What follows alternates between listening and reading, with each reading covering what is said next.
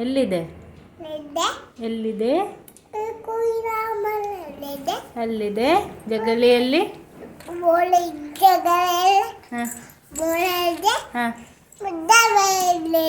ಮಲಗಿದೆ. ಬೆಂಡೆಕಾಯಿ ತೋಟದಲ್ಲಿದೆ. ಒಂದೇ ಬೆಳೆ ಡಬ್ಬದಲ್ಲಿದೆ.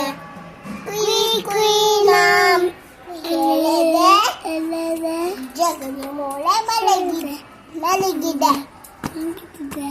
ಅಡುಗೆ ಸದಿಗೆ ಮಲಬೇಕು. ಹಾಲು ಕೊಡಲು ಓಡಿದೆ.